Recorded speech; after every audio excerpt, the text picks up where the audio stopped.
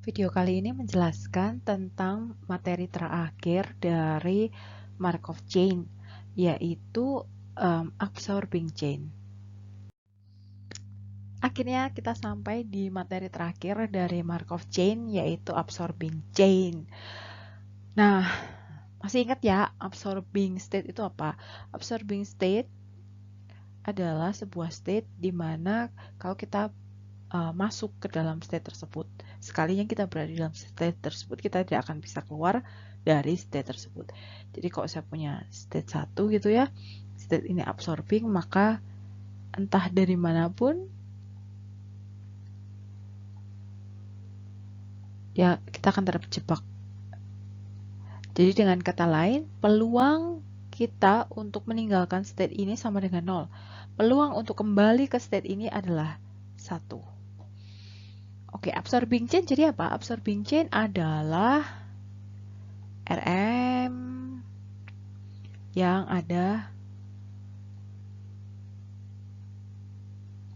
absorbing state-nya. Ya, kita pelajari berbeda karena ya absorbing chain bukan ergodik. Pasti karena dia tidak ergodik.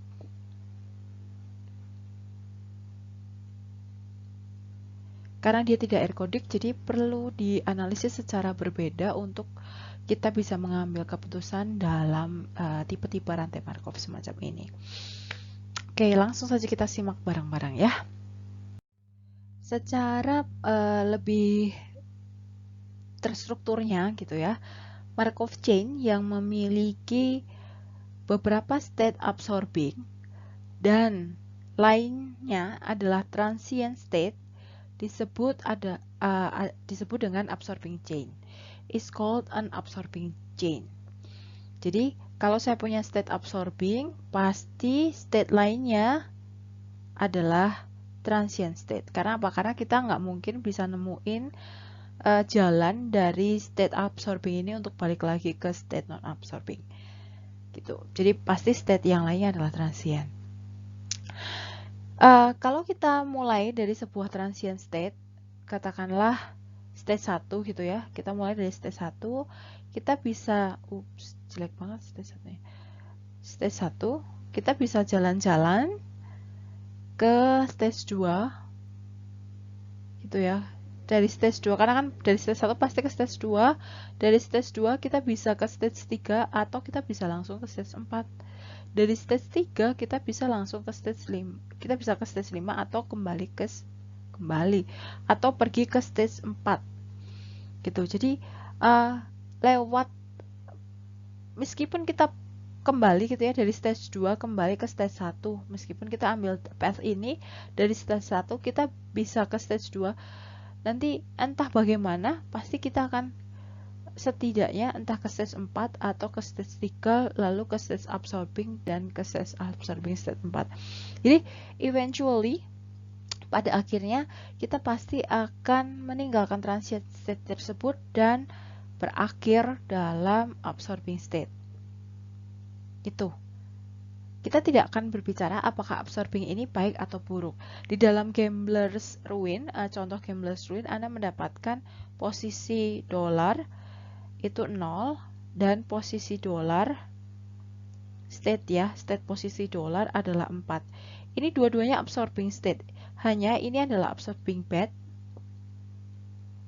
Ini adalah absorbing good. Jadi tidak semua absorbing state itu pasti bad. Bisa juga dia good for a good reason gitu. Nah, yang penting Anda lihat kemungkinan dia kembali ke absorbing ini kemungkinan dia kembali ke state tersebut adalah 1. Itu. Lalu bagaimana cara menganalisisnya? Kita pakai contoh yang ada di buku untuk menjelaskan cara menganalisis absorbing chain ini. Contoh di buku membahas tentang account receivable. Account receivable itu sebenarnya bentuknya pastinya gini loh. Jadi kalau misalnya perusahaan ngeluarin invoice ke customernya, nah status invoice itu akan menjadi account receivable. Jadi menjadi uang yang harusnya di-receive, dimiliki atau diterima oleh si perusahaan. Jadi istilahnya hutang yang harusnya diterima oleh perusahaan itu namanya account receivable. Jadi ini istilah yang umum dipahami oleh orang-orang finance. Misalnya sebuah firma mengasumsikan bahwa sebuah account atau invoice. Nah, jadi account itu account kalau misalnya orang finance itu menunjuk pada transaksi. Namanya transaksi ya. Transaksi. Jadi sebuah transaksi yang harusnya di-receive akan menjadi uncollectible, tidak bisa ditagih. Tidak tertagih ya. Statusnya berubah menjadi tidak tertagih. Kalau dia udah 3 bulan nggak dibayar, 3 months overdue. Jadi 3 bulan lewat jatuh tempo dia nggak dibayar. Itu disebut dengan uncollectible. Nah, tiap awal bulan, beginning of the month, each account may be classified into one of the following states. Jadi tiap ID transaksi gitu ya, kita ngomongin ID transaksi bisa diklasifikasikan ID transaksi atau ID invoice ya. Bisa ditransaksikan ke dalam state yang berikut. Pertama, new account. Berarti ini adalah invoice baru, transaksi baru. Kemudian stage kedua itu dia telat pembayarannya 1 bulan. Lalu dia telat pembayarannya 2 bulan. Lalu telat 3 bulan. Atau account ini telah dibayar, dia nggak telat karena dia udah dibayar, atau dia di written off as bad debt. Jadi dia termasuk debt hutang yang jelek gitu ya, bad debt. Ini biasanya di written off itu diputihkan. Nah, kalau dia udah diputihkan ya istilahnya kalau diputihkan dianggap nggak ada gitu, nggak akan muncul lagi si account itu. Karena kita ngomongin tentang invoice, surat tagihan, invoice atau transaksi, maka satu transaksi yang sudah dibayar dia tidak akan bisa menjadi hutang, menjadi account. Kalau dia sudah diputihkan, dianggap ya nggak ada, dia nggak akan mungkin muncul lagi gitu. Ini kondisi account receivable. Jadi di sini Anda tahu ya bahwa kita akan punya absorbing, bahwa yang udah di paid, udah di udah dibayar ya udah, dia nggak akan muncul lagi. Kalau yang dia udah diputihkan ya dia nggak akan muncul lagi. Di sini ada dua buah absorbing, absorbing. Oke, ada dua buah absorbing di sini. Nah, penggambarannya gimana? Di buku Anda kan bisa melihat probability masing-masing. Contohnya begini. Contohnya kalau ada akun baru, kita punya akun baru, maka probabilitas dia dibayar sepenuhnya sebelum bulan baru adalah 0,4. Berarti sisanya dari baru nggak mungkin langsung umurnya tambah jadi 2 bulan. Jadi dia pasti akan pindah dulu ke stage berikutnya adalah stage 1 bulan. Nah, kalau dia nunggak 1 bulan, nggak mungkin tiba-tiba di bulan berikutnya dia nunggak 3 bulan. Nggak, pasti dia berpindah ke nunggak 2 bulan. Nah, misalnya probabilitasnya adalah 0,5. Berarti sisanya dia akan bisa diasumsikan atau dianggap bahwa dia dibayar gitu. Kalau dia nunggak 2 bulan, maka dia bisa nunggak jadi 3 bulan, nggak mungkin jadi nunggak sebulan. Ya karena dia udah nunggak 2 bulan. Makanya muncul probabilitas ini, dan kalau probabilitas 0,4 maka sisanya bisa jadi dibayar. Nah, kalau dia nunggak 3 bulan, nggak mungkin dia tetap menjadi nunggak 3 bulan. kecuali dia menjadi hutang yang diputihkan, dihapuskan. Probabilitasnya muncul 0,3 dan atau dibayarkan, gitu ya. Oke. Lalu kalau dia paid sudah dibayar, maka nggak mungkin jadi baru, nggak mungkin dia jadi 1 bulan, 2 bulan, 3 bulan. Ya pasti dia akan kembali jadi paid dan nggak mungkin dia jadi bad debt. Kalau dia bad debt, ya pasti ke bad debt, gitu. Nah, dari transaksi ini kita bisa lihat ada seolah-olah ada garis batas gitu ya, garis yang membatasi beberapa metrik. Kayak ini tuh kayak gabungan dari beberapa metrik gitu. Yang bagian sini isinya 0 semua.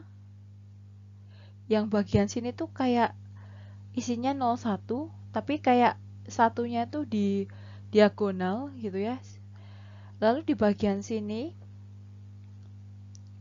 1, 2, 3, 4, ini ada yang diisi, ada yang 0. Begitu juga di sini. Tapi kalau kita lihat,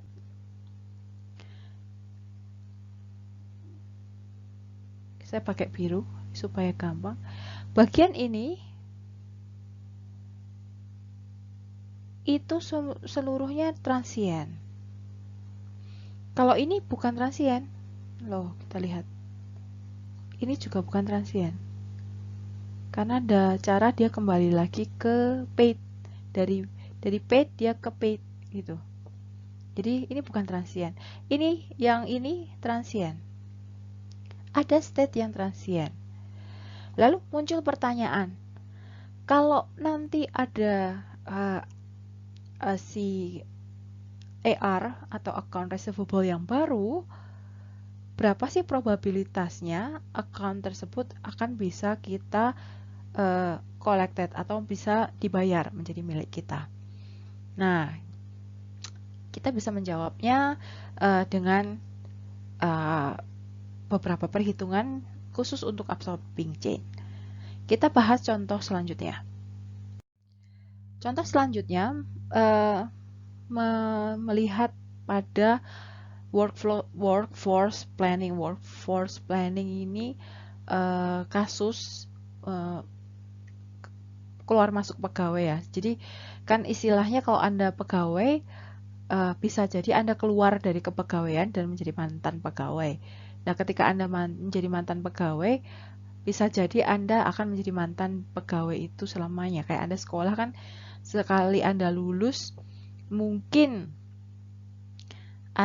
sekolah S1 ya, misalnya kita ngomongin state-nya adalah sekolah S1, sesudah Anda lulus, mungkin Anda akan tidak mungkin sekolah S1 di degree yang sama, di tempat yang sama. Jadi ini mirip seperti itu, muncul absorbing chain. Oke. Law firm employs ada 3 tipe lawyer. Jadi ada lawyer yang masih kecil, junior, baru masuk, yang senior, lalu ada partner. Partner itu kalau Anda nonton Buff City Lawyer, nonton Law and Order, pokoknya nonton yang film-film tentang lawyer, itu kalau misalnya senior lawyer, dia sudah memenangkan banyak kasus dan reputasi tinggi, dia akan diangkat menjadi partner dari lawyer utama. Makanya kalau di lawyer-lawyer luar negeri itu kan banyak nama firma hukumnya itu kayak misalnya Ari dan Ningsih law firm gitu. Jadi Ari itu berpartner dengan Ningsih. Jadi 2 orang yang membawa nama si firma hukum itu ya Ari dan Ningsih. Kalau kayak Hotman Paris, ya Hotman Paris itu dia adalah single firma, tapi di bawah-bawahnya dia pasti ada beberapa senior lawyer dan junior lawyer. Si Hotman Paris ini hanya akan turun tangan kalau misalnya kasus-kasusnya besar. Itu biasanya yang terjadi di dalam firma hukum. Nah, pada sebuah tahun, pokoknya dalam satu tahun ya, tahun tertentu, ada 15% probability bahwa junior lawyer akan dipromosikan menjadi senior lawyer. Lalu ada kemungkinan juga dia resign. 0,05 kemungkinannya. Kemudian kalau dia senior, ada 20% senior lawyer akan dipromosikan jadi partner dan 10%-nya dia pindah gitu, resign. Lalu kalau dia partner, ya bisa jadi dia mau gitu ya jadi partner, bisa jadi dia nggak mau. Tetap ada probabilitas partner itu nggak cocok sama badan hukumnya, lalu mereka bikin kantor hukum sendiri. Oke. Nah, si firmanya dikatakan dia never demotes a lawyer. Jadi once dia itu udah jadi lawyer, dia nggak akan dipecat gitu, nggak akan dikeluarkan gitu. Jadi once dia jadi partner, dia nggak akan dikeluarkan dari partner tersebut. Lalu muncul pertanyaan, what is the probability that a newly hired junior lawyer akan resign sebelum jadi partner? Jadi dia bisa resign di masa-masa dia junior, jadi bisa resign di junior, atau dia bisa junior, atau dia bisa resign di senior. Kalau dia ini ya, pokoknya sebelum dia jadi partner aja. Lalu ada pertanyaan, on average, how long does a newly hired junior lawyer stay with the firm? Jadi berapa lama sih rata-rata newly hired ini akan bertahan di dalam firma tersebut? Kita lihat transisi matriknya ya, karena kita lihat ada state ya. State-nya adalah ya ada junior, ada senior, ada partner, ada tadi kita bilang leave the firm, ada juga ya partner udah ya, leave the firm. Oke, kita gambarin, Anda bisa lihat di buku gambarnya. Nah, gambarnya kayak gini. Jadi di sini junior tetap akan jadi junior 0,8, junior jadi senior 15, dia resign 0,05. Dari junior nggak mungkin langsung lompat jadi partner, dia pasti jadi senior dulu. Senior akan jadi partner 20%, lalu resign 10%. Partner bisa pergi leave as partner gitu, 0,05 probability-nya alias 5%, atau dia stay. Kemungkinan kalau udah jadi partner dia males, kecuali dia punya modal untuk narikin klien, dia males buka-buka firma baru. Nah, di sini kita bisa sama-sama lihat ya, seolah-olah ada pseudo garis bayangan yang membagi metrik ini menjadi beberapa bagian yang berbeda. Di sini ada metrik 0, metrik yang isinya cuma 0. Ada yang kayak tadi isinya 1 diagonal, sisanya 0. Lalu ada yang absorbing. Ini absorbing dan yang ini transient. Gitu. Oke. Kalau chain-nya begins at a given transient state, jadi mulai entah di sini, atau entah di sini, kita bisa bertanya bahwa berapa sih jumlah transisi yang what is the expected number of time that each state will be entered? Berapa sih jumlah perpindahan transisi yang akan dimasuki oleh sebuah state? Lalu berapa lama kita bisa mengharapkan untuk berada di transient state, di state yang ini, sebelum kita masuk ke absorption state? Lalu kalau misalnya dia berada di transient state tertentu, berapa sih probabilitas kita akan bisa berada di sini, entah sebagai leave as NP atau leave as partner gitu ya, partner atau dia resign design atau partner. Kita bisa menganalisis semua itu dengan menggunakan teknik absorbing state. Tadi kita lihat ada garis pseudo di dalam dua matriks sebelumnya yang menunjukkan seolah-olah ada perbedaan di dalam satu matriks transisi. Jadi misalnya kita punya matriks transisi P ini punya S sampai M transient state. Jadi transient state-nya itu ada S sampai M, lalu ada M absorbing state gitu. Jadi kita punya row S sampai M, sejumlah S sampai M, lalu kita juga punya row M yang sama dengan row ini pasti ya, karena kan metrik kita harus A kali A, dalam arti size-nya harus sama gitu. Berarti barisnya sama kolomnya pasti sama. Nah, absorbing ini, M row ini dan M kolom ini akan menunjukkan absorbingnya. Area-area yang kita lihat tadi ternyata ada area key. Area key ini adalah between transient state, jadi area yang nunjukin transient state. Ada area R yang menunjukkan perpindahan dari transient ke absorbing. Karena ini kan M kolom, itu kan M absorbing ya. Lalu ada matriks 10. 10 itu ternyata matriks identitas yang menunjukkan bahwa dia itu absorbing. Jadi peluangnya peluangnya ke si state tersebut adalah 1. Ya pasti ini pasti identitas gitu. Itu pasti. Jadi saya punya istilah Q untuk transient. Saya ulang lagi.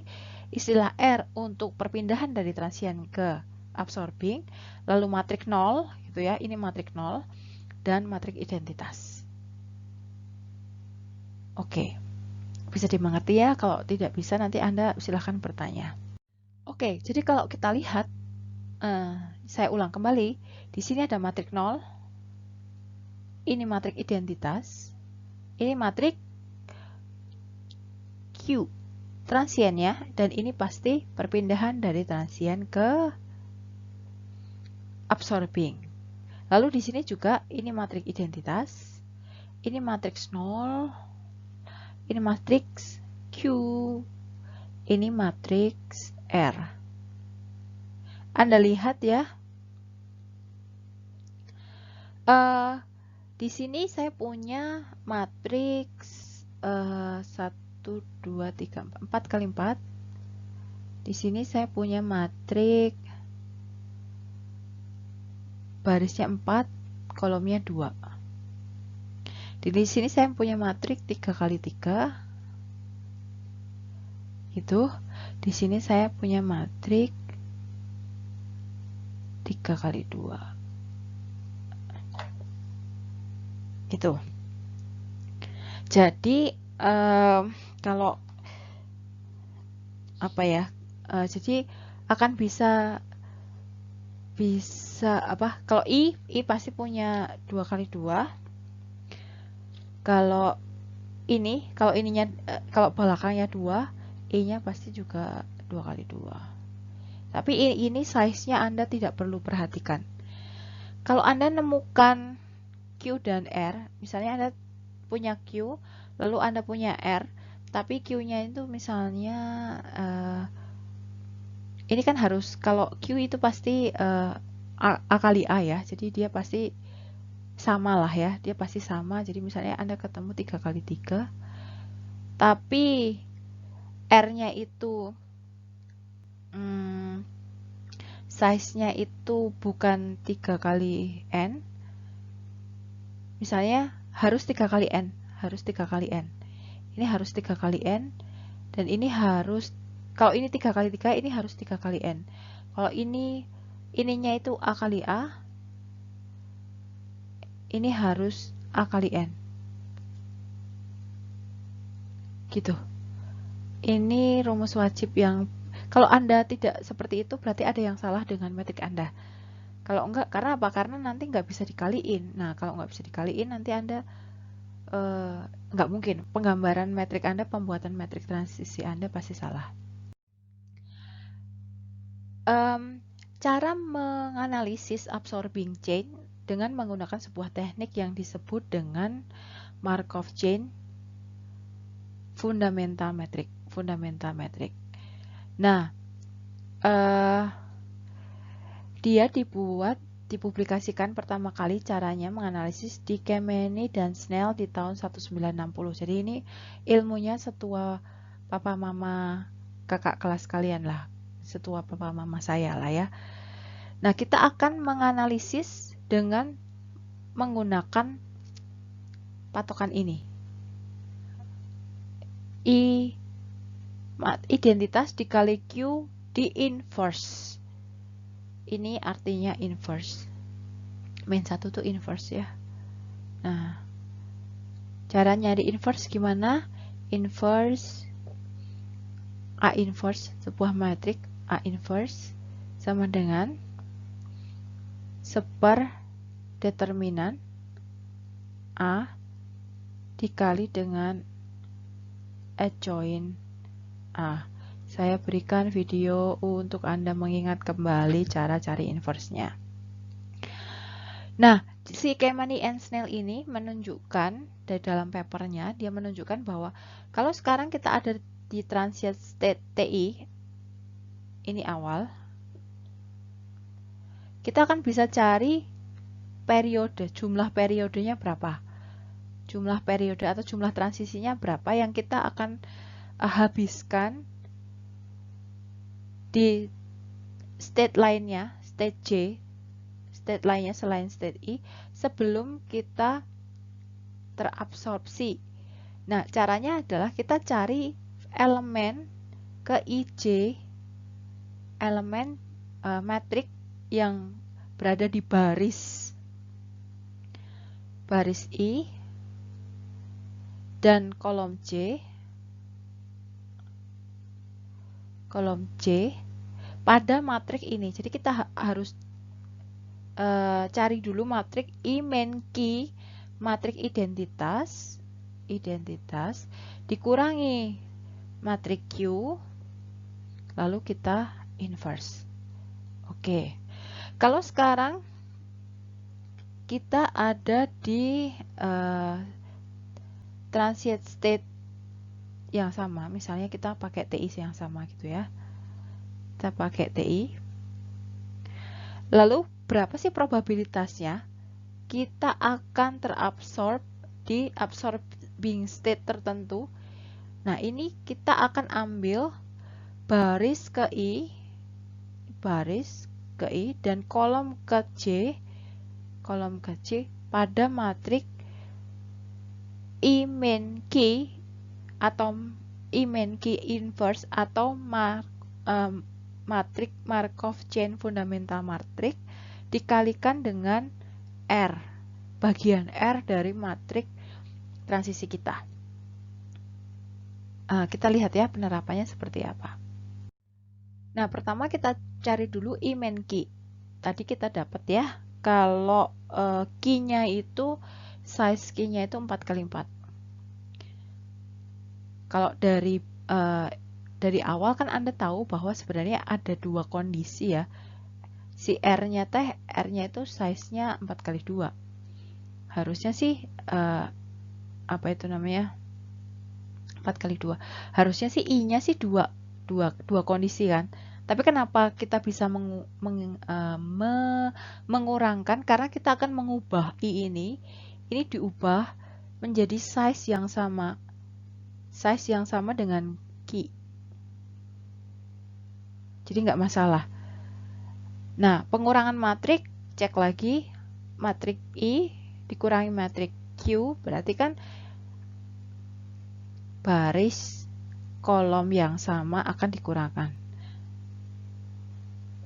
Baris kolom yang sama di matrik I, baris I akan dikurangkan dengan baris dari kolom yang Q gitu.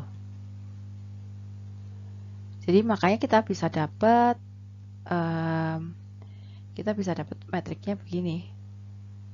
Karena ini dari I-nya 1, I-nya 1,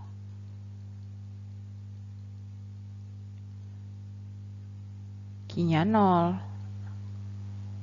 Nah, kalau ini min 6, I-nya 0, Q-nya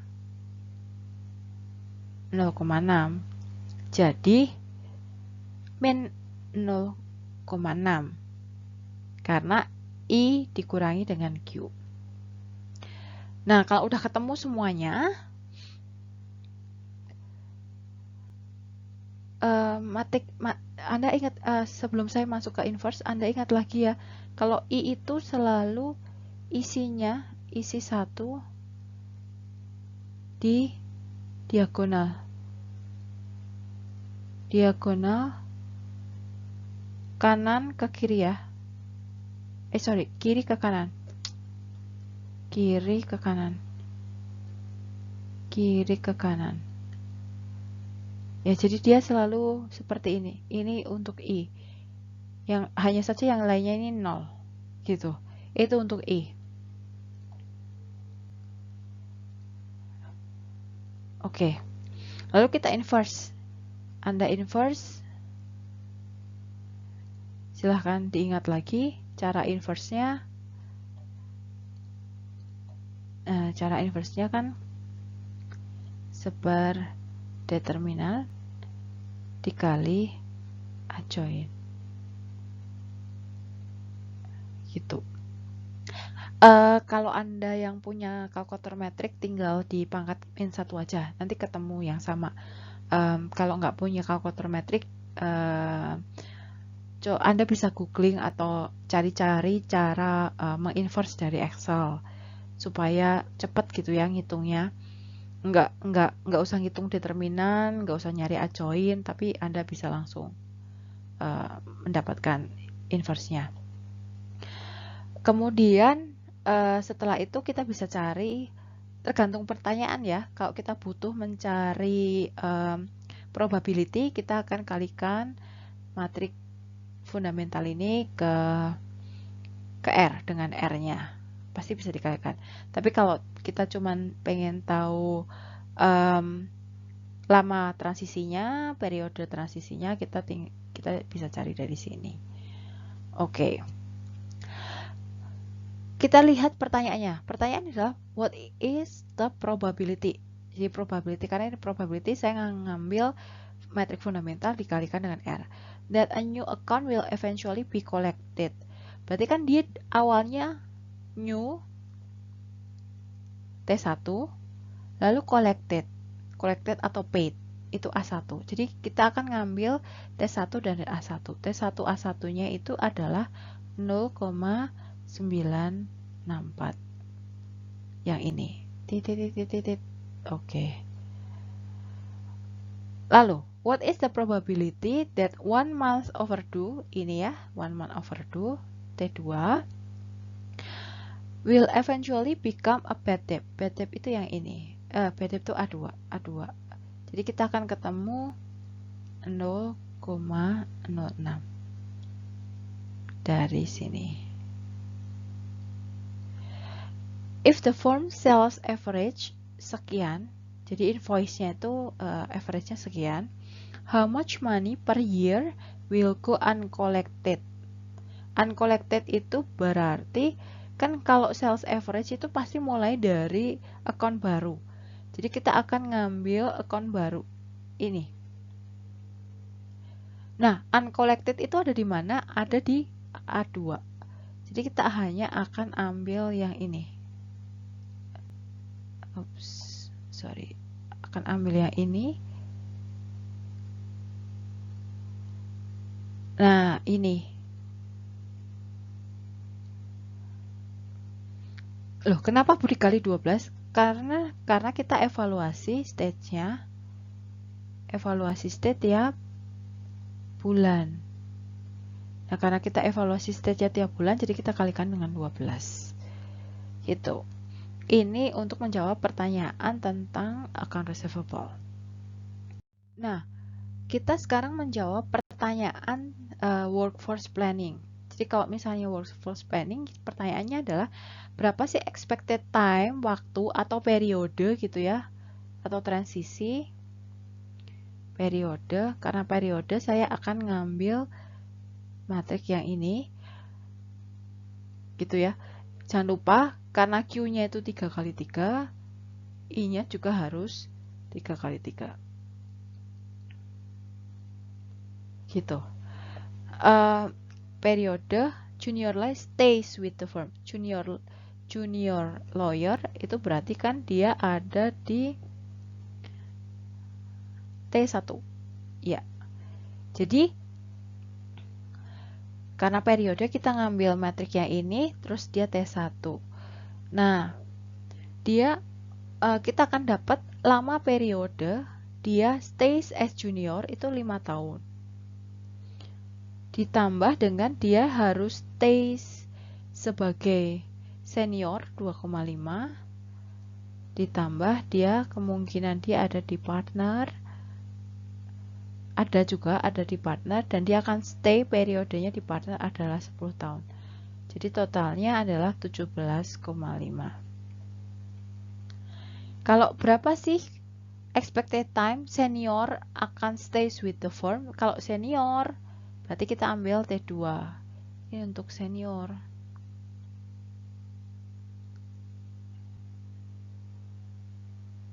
Kalau dia partner 20 gitu.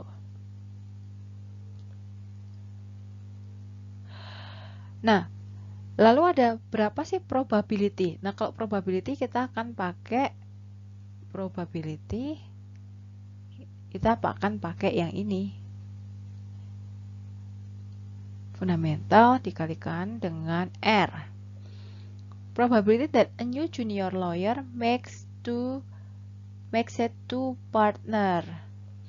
Jadi kita ingat lagi junior lawyer ada di T1. T1. Nah, kita lihat di sini tuh A1 itu apa? A1 ini resign gitu ya. Resign. A2-nya ini baru partner. Maka kita akan ngambil T1 dan A2 yaitu 0,5. Probability-nya 0,5. Gitu. What is the average length of time? Length of time, balik lagi. Ini pasti I min G inverse. That a partner spends with the firm as partner. Ya, kita akan dapat ini dari partner T3 untuk T3. Ya, T3 untuk T3 itu adalah 20 tahun. Oke.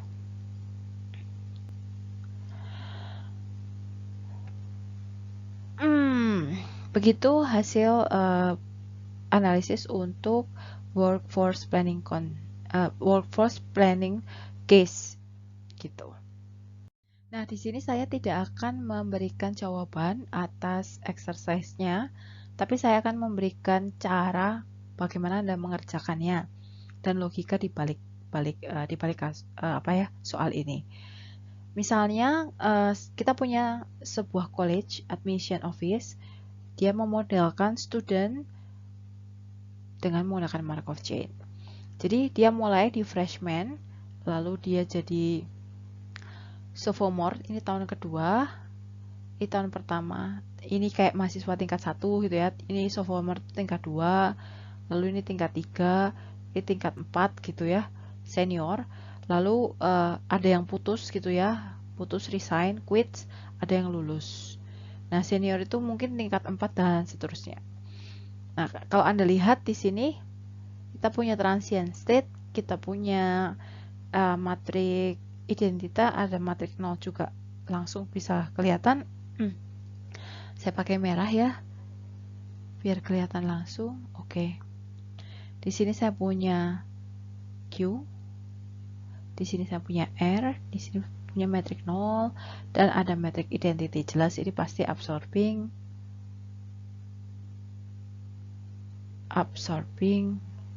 state gitu. Nah, lalu Anda bisa baca each student state is observed at the beginning of each fall semester. Jadi di semester ganjil. For example, if a student is junior at the beginning of the current fall semester, di semester ganjil kayak Indonesia ya, persis ini ya. 80% dia akan jadi senior at the beginning of next semester. Gitu. Dari junior dia akan bisa jadi senior. Bisa jadi dia 15% dia akan still be junior. Jadi dia apa ya istilahnya, bukan nggak naik tingkat ya, tapi namanya cuti gitu ya, cuti. Jadi dia junior, tetap bakalan jadi junior, jadi cuti, atau dia quit, mengundurkan diri, resign. Kita asumsikan bahwa once student quit, he never re-enroll. Dia nggak akan balik lagi ke bidang studi yang sama, program studi yang sama, di universitas yang sama. Dan dia nggak akan dapat NPM baru, istilahnya gitulah. Oke, kalau students enter college as a freshman, how many years? Jadi kita tahu kondisi awalnya adalah freshman. How many years he can expect to spend as student? How many? Berarti dia sebelum graduate ya, before graduate.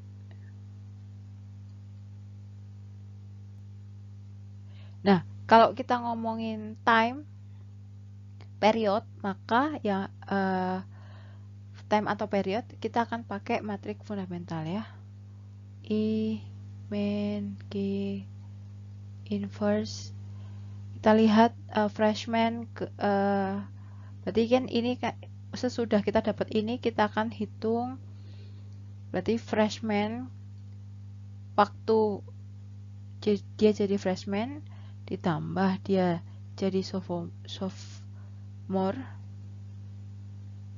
ditambah dia jadi junior ditambah dia jadi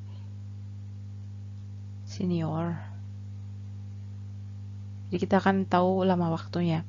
Kalau Anda perhatiin ya, sebenarnya Imen kini pasti dia lebih dari satu, jumlahnya lebih dari satu. Bisa jadi dia lebih dari satu gitu.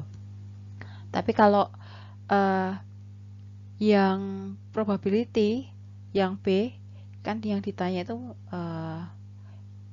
karena ini years, kalau ini kan probability. Kalau probability itu kan pasti fundamental dikalikan R ya, I1 min inverse dikali R, that a freshman graduate, berarti dia akan, kita mulai dari elemen, berarti ini elemen ke freshman, barisnya, kolomnya graduates.